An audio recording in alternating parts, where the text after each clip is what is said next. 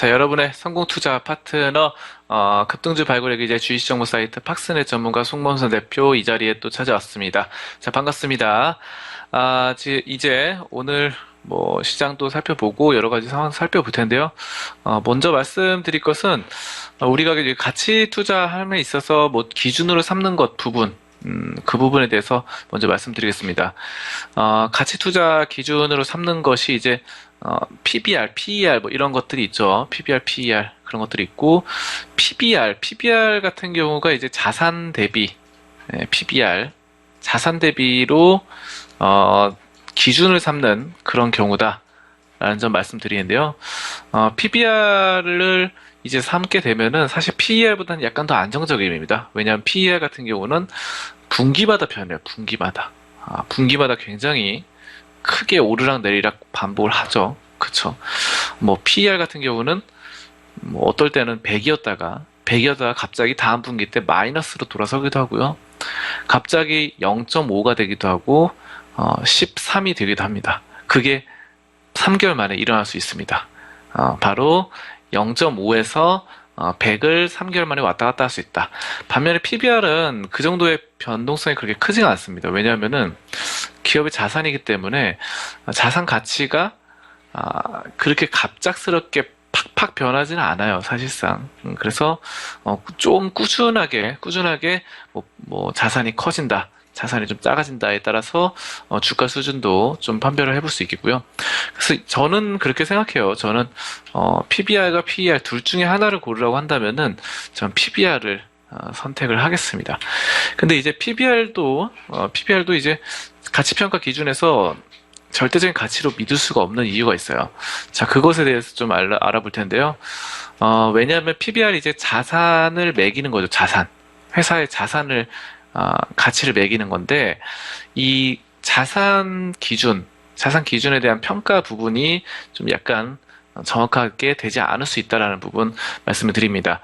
일단은 회사에서 매긴 장부 가치가 자산이죠. 장부 가치가 자산입니다. 그리고 시설이나 물건들은 감가상각이 일어나서 해마다 값이 떨어져요.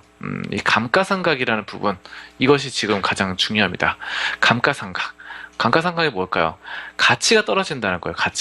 가치가 우리가 어떤 물건을 사면은 뭐 시장에서 만약에 뭐 이런 물건이 있다, 또는 뭐 이런 물건을 샀는데 이거는 만약에 이 물건을 10,000원에 샀습니다. 10,000원에 사고 이 물건은 뭐 5,000원에 샀어요. 해마다 값이 떨어져요. 10,000원짜리 물건이 다음 해에는 9,000원이 되고 또 그 다음에는 8,000원이 되고 이렇게 됩니다. 이 5,000원짜리 물건도 마찬가지예요. 그 다음에는 뭐 4,000원이 되고 3,000원이 되고 이런 식으로 값이 계속 떨어져요. 물건들은. 자동차도 마찬가지고, 회사가 소유한 자동차라던가 뭐 기계도 마찬가지입니다. 회사가 소유한 그 설비 기계 있죠. 제품을 만드는 기계 같은 경우도 값을 다 평가를 합니다. 값을 평가하는데 해마다 값어치가 떨어져요. 그런 것들을 우리가 좀 보시면 되고요. 자, 그래서 녹슨 기계들도 있어요. 사실상 녹슨 기계들, 이런 것들은 아예 아무도 안 사줄 가능성도 있습니다. 안 사주는. 그래서 고장난 기계를 사드리는 바보는 없겠죠, 여러분들. 고장난 기계를 중고라도 사드리는 바보는 없습니다. 그래서 어떤 기계를 처음 샀을 때는 뭐 그 기계가 엄청난 값어치에 있어서 한 1,000만 원짜리 기계를 샀다고 칩시다. 이런 것들이 3년, 4년 지났는데 완전 고장나서 고치기도 힘들다라고 하면은 제로가 되는 거예요, 0이. 근데 이런 장부 가치에서는, 회사의 장부 가치, 자산평가 가치에서는 이 1,000만 원짜리가 한 700만 원 정도로 취급이 되고 있어요. 그렇기 때문에 사실상 팔 수도 없고, 제로 가치는 0인데, 가격으로는. 중고 가격이 0입니다. 고치기가 힘들기 때문에. 자, 그런 게 많습니다, 실제로. 그래서, 또 이런 것들이 있고요.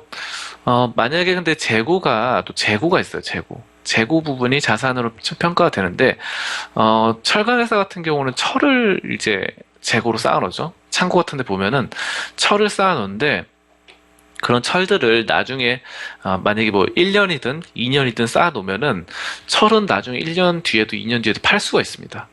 재고로 쌓여도 팔 수가 있어요. 또 철강 가격은 오르락 내리락 하죠. 그렇기 때문에 이 철근 자체 가격 때문에 이 철이 쌀 때 사서 재고로 쌓아두고 비쌀 때 팔면 돼요. 그쵸? 그럼 이 재고라는 게 먹히거든요. 근데 철이 아니라, 철강 회사가 아니라 다른 회사 같은 경우면 재고라는 거는 굉장히 좀 힘든 경우다 이렇게 말씀드리겠는데요. 뭐 예를 들어서 뭐 컴퓨터를 만드는 회사다. 컴퓨터를 만드는 회사인데 컴퓨터 부품이 있어요. 컴퓨터 부품인데 이것이 컴퓨터 잘 안 팔려가지고 재고로 그냥 쌓여 있습니다. 이거 나중에 이 재고로 창고에 쌓이는데 컴퓨터 부품이 나중에 1년 뒤에 제값을 주고 팔 수 있을까요? 못 팝니다, 거의 다. 왜냐하면 컴퓨터 같은 경우는 6개월 만에 막 그런 거 있죠. 6개월 만에 그 컴퓨터 산업이 2배가 성장한다. 뭐 이런 말도 있어요. 뭐 그렇지 않을 수도 있고 하지만 그만큼 컴퓨터 자체 또 모바일 산업 이런 거 있잖아요. 반도체 이런 쪽은 빨리빨리 변하죠. 빨리빨리 변하고 1년 만에 2배, 3배가 성장합니다. 6개월 만에 2배가 성장한다는 말이 있듯이. 그러면은 옛날 컴퓨터를 만들었는데 그 컴퓨터가 잘 안 팔려서 부품을 창고에다 쌓아놓는데 그 부품은 진짜 구식 부품이 되는 거예요. 그럴 가능성이 높습니다. 바로 미래에 만드는 1년 뒤에 만드는 컴퓨터의 부품은 훨씬 더 좋은 부품으로 사용을 한다는 것입니다. 그러면 2배 더 성능이 좋은 부품을 사용하기 때문에 옛날에 쓰이던 부품은 쓸모가 없다라는 거예요. 그래서 이거는 창고에 있는 것들은 다 버려야 된다. 아니면 중고 가격으로 팔아도 뭐 만약에 부품 하나에 10만 원이다 했을 경우 값어치가 떨어져서 1년 뒤에는 뭐 2만 원, 15,000원 이거밖에 안 된다라는 겁니다. 와, 정말 이 가치가 급격히 떨어지는 산업이 있다라는 것이고요. 그렇기 때문에 이런 부분들이 상당히 문제가 되고 있고 또 차라리 이런 경우는 괜찮은데 팔 수만 있으면 괜찮은데 재고 자체가 이 뭐랄까 유통기한이 있는 경우가 있어요. 유통기한. 그래서 특히 뭐 식품 같은 경우는 그때그때 팔지 않으면은 못 팔죠. 여러분들 식품 백화점이나 뭐 이런 데 마트 같은 데 가보시면은 늦은 시간에 10시, 9시, 11시 이런 거의 마감 시간에 가보시면은 이 떨이로 굉장히 싸게 파는 것을 볼 수 있어요. 그 팔리지 않은 물건들을. 그쵸? 그날 팔아야 됩니다. 그날 팔지 않으면은 다음날 가져가면 신선도가 떨어지기 때문에 굉장히 팔기 힘들어진다. 이런 부분이 문제거든요. 그렇기 때문에 그런 거 마찬가지예요. 식품 같은 경우는 재고로 쌓여 있는다. 뭔가를 만들었는데 재고로 쌓여 있으면 이거를 한 달 뒤, 2달 뒤, 1년 뒤에 팔 수가 없습니다. 하나도 못 팔아요. 왜냐? 유통기한이 지났으니까. 유통기한이 지났는데 누가 그 식품을 사드릴까요? 먹을 수가 없죠. 식중독 걸리죠. 자, 이런 경우라면 재고가 아무 가치가 없다는 것이고, 제가 이렇게 재고 말씀을 드리면은, 이 재고들이 식품회사라든지 아니면 아까 말씀드렸던 컴퓨터의 부품 이런 것들이 재고로 남아있을 때, 이 재고조차 자산 평가를 할 때 자산으로 가치를 매길 수 있다라는 거예요. 그렇다고 한다면은 이게 PBR로 반영이 돼가지고 PBR로 반영돼서 어떻게 됩니까? PBR 매길 때 여기에 반영되면 사실은 식품이라던가 이런 재고들은 값어치가 없어요. 가치가 없는데 결국은 그것이 자산평가 PBR이 낮게 나와서 저평가된 것처럼 위장이 될 수 있다는 것입니다. 이런 것들을 일부러 회사에서 조작을 하기도 해요. 여러분들 그 분식회계도 하죠. 분식회계도 하는데 PBR 같은 경우 자산을 약간 부풀려서 기록을 하는 거 이거 왜 못하겠습니까? 사실 뭐 회사 창고 누가 들여다 봅니까? 외부 이사 감사 들어와도 회사 창고에 있는 그 재고가 얼마나 되는지에 대한 여부를 100% 정확히 파악할 수 없습니다. 이런 것들은 회사가 자체적으로 그냥 평가를 하는 거예요. 그렇기 때문에 PBR 같은 경우는 얼마든지 자산을 크게 부풀려서 말할 수 있다. 그래서 조작될 수 있다라는 부분이 가장 큰 문제점이 되겠습니다. 그래서 자, 그렇게 되고요. 아무튼 회사 창고에 유통기한이 있는 물건들이 우후죽순이라면은 그 물건들이 장부 가치에는 편입이 되겠지만 실제로는 팔 수 없는 이런 자산인 경우가 많습니다. 정말 안타까운 경우죠. 팔지도 못하고 그냥 쓰레기들 창고에 넣어놓은 거나 마찬가지입니다. 근데 그게 자산으로 평가가 돼요. 자, 자, 그렇다는 거, PBR의 단점이라고 볼 수 있고요. 두 번째로 이제, 좀 회사에서 귀찮은 나머지 자산 규모를 정확하게 측정하지 않을 때가 있어요. 여러분들 회사에서, 뭐 이런 회사, 우리가 투자하는 회사, 얼마나 할 일이 많습니까? 정말 바쁩니다, 회사. 영업하고, 뭐, 거래처 만나고, 소비자들 만나고, 고객들 만나고 하느라고 정말 정신이 없어요. 그런데 창고에 있는 재고까지 정확하게 파악할 수가 있을까요? 그리고 자산 규모를 정확하게 측정할 수 있을까요? 만약에 뭐 회사의 부동산이다. 부동산 가치는 바로 시시각각 변하죠. 왜냐하면 땅값이 계속 변하죠. 부동산 자체가 변합니다.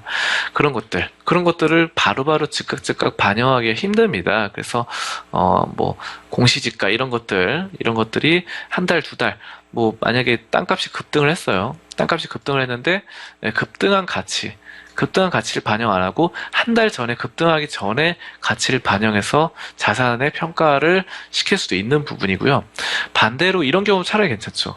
반대로 땅값이 엄청 떨어졌습니다. 뭐 어떤 폭락을 했어요. 땅값이 그 회사의 공장 이런 것들, 빌딩 가격이 전반적으로 부동산 시장이 조정되면서 떨어졌어요. 근데 한 달 전에 떨어졌는데, 그때 한 달 전에 떨어지기 전에 금액을 책정하고 떨어진 이후 거를 만약에 일주일 전에 떨어졌다고 쳐봐요. 그럼 일주일 전에 떨어진 한 일주일 만에 있었던 폭락 사태를 반영을 하지 않는 경우가 있다라는 것이죠. 이거는 부동산뿐만 아니라 여러 가지 아까 전에 뭐 재고 같은 부분도 마찬가지인데요. 만약에 철강 회사라고 한다고 하더라도 철근 가격이 이제 만약에 오르락내리락 하잖아요. 근데 철근의 재고가 많은 회사가 만약에 일주일 만에 철근이 가격이 엄청나게 하락했다. 이런 부분들을 반영을 하지 않고 자산 평가를 하는 경우도 있습니다. 이런 것들 귀찮아서 안 하는 경우도 있고요.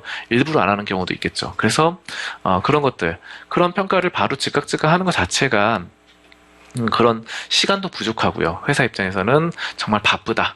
그런 것을 정확하게 측정할 시간에 다른 할 일을 하겠다라는 것을 강조할 수가 있습니다. 그럼 뭐 어쩔 수 없죠. 일을 하겠다는데. 자, 그렇다고 보시면 되고요.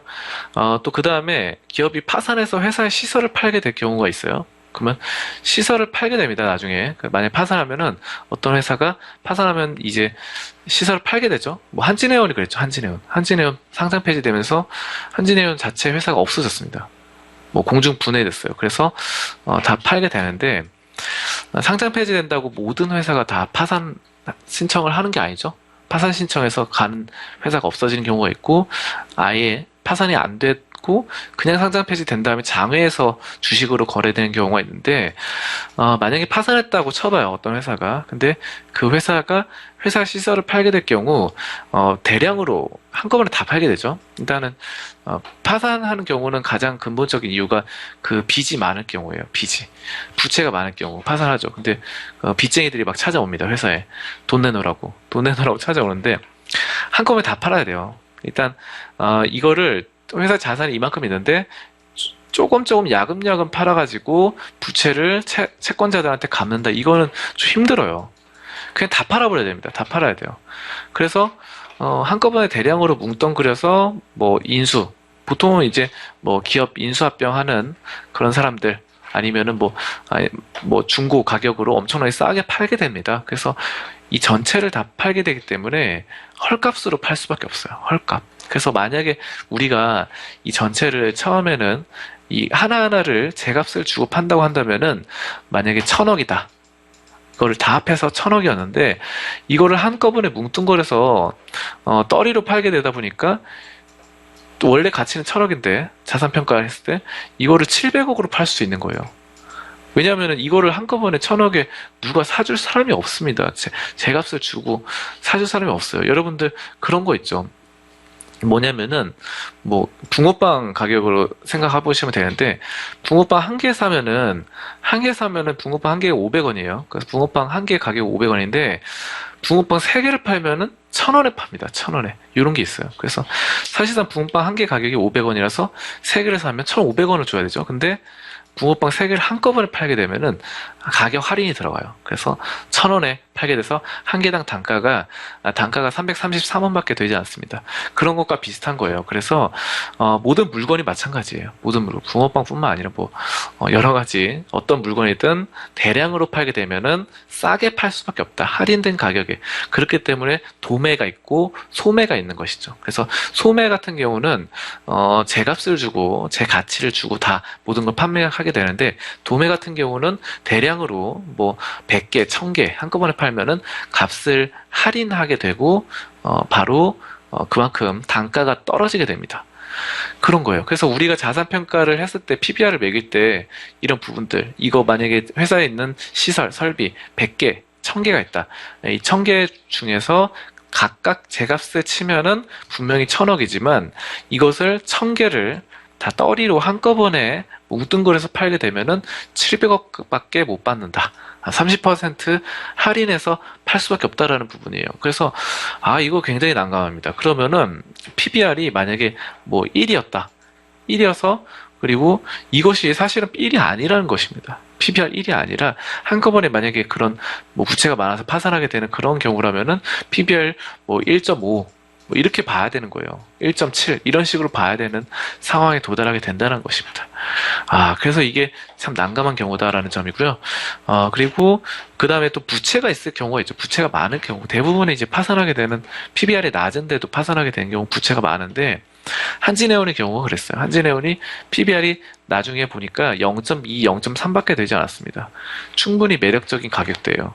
그런데 이게 지금 제값을 못 받는 게 주주들이 제값을 받을 수 없는 경우가 바로 그런 건데요. 부채 이자도 감안을 하셔야 돼요. 부채 이자. 그래서 이 일반적인 은행이라면은 상관이 없어요. 일반적인 은행의 이자라면 사실 뭐 요즘 은행 이자 얼마 합니까? 그렇게 비싸지 않죠.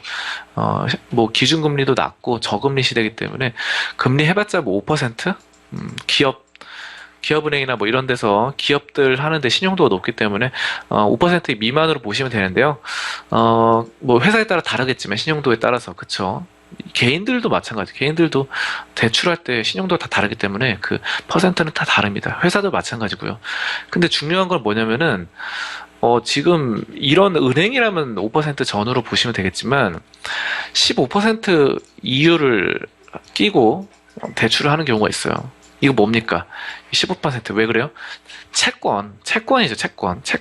회사채를 발행할 경우, 이 장기 채권을 발행하면 10년 만기, 그리고 뭐 저번에도 제가 말씀드렸고, 30년 만기 장기 채권을 발행한다라고 했을 때, 이런 거 15% 넘어가요. 부실채. 여러분들 하이힐드 본드 뭐 이런 거 들어보셨죠? 하이힐드 본드 막 그러면서 정크 본드 이런 거, 쓰레기 채권이잖아요. 쓰레기 채권. 그런 거 정크가 쓰레기니까 그런 게 이제 15% 넘어갑니다. 이런 거 15% 20% 넘어가는 회사채를 발행했을 경우 이율이 상당하기 때문에 이거 이자 갚기에도 버겁고, 여기에 따라서 PBR이 반영이 되는데 그 PBR이 의미가 없어진다라는 것입니다. 근데 회사채까지도 괜찮아요. 회사채까지도 괜찮은데 왜 그러면은 회사채는 뭐 기껏 해봤자 20% 넘어가는 경우 잘 없어요. 그쵸? 회사채는 아무리 정크본드를 하더라도. 근데 또 회사채는 또 재무제표에서 부채로 반영이 됩니다.